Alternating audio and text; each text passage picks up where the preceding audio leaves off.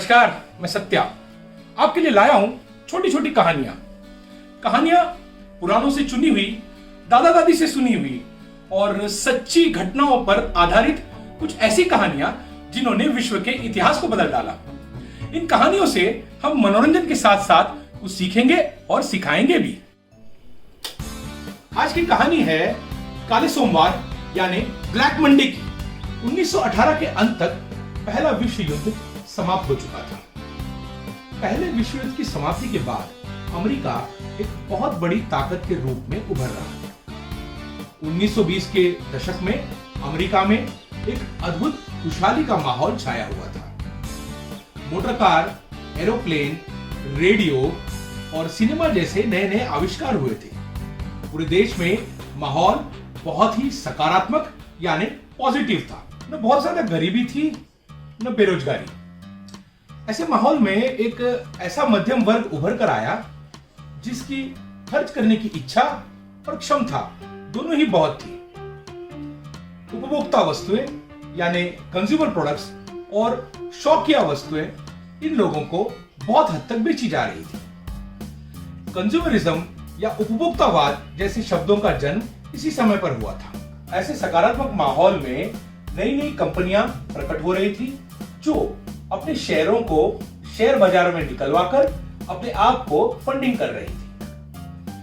बैंकों ने भी अपने ग्राहकों के पैसे इन कंपनियों के शेयरों में निवेश करना शुरू कर दिया। न्यूयॉर्क और शिकागो जैसे शहर शेयर बाजारी और बैंकिंग के व्यापार के केंद्र बिंदु हुए। राष्ट्रपति हर्बर्ट हूवर ने तो ये घोषित कर दिया कि अब अमेरिका ने गरीबी को लगभग शून्य कर दिया है।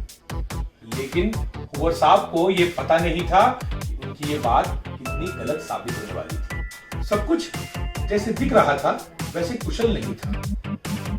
किसानों को ज्यादा से ज्यादा पैदावार करने की आदत हो चुकी थी और धीरे धीरे पैदावार इतनी होने लगी कि डिमांड कम और सप्लाई ज्यादा होने लगा। इसका सीधा असर पड़ा जमीनों के मूल्यों पर और वो भी धीरे धीरे कम होने लगे।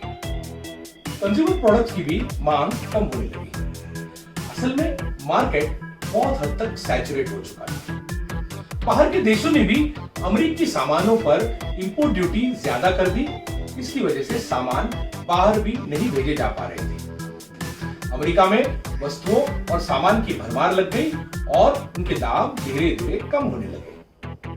जैसे जैसे वस्तुओं के मूल्य गिरने लगे, उन्हें बनाने वाली कंपनियों के शेयरों के मूल्य भी गिरने लगे और अक्टूबर 1929 में एक दिन यह बुलबुला फट गया। The bubble burst. सोमवार 28 अक्टूबर 1929।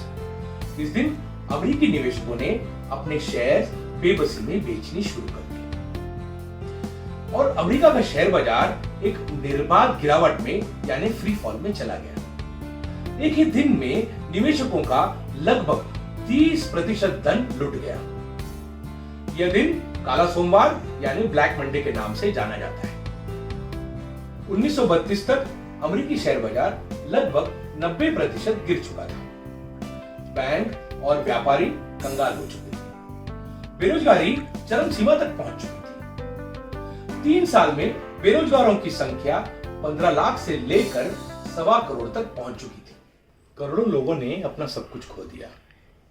लोग सड़कों पर रहने लगे, भूखमरी फैलने लगी।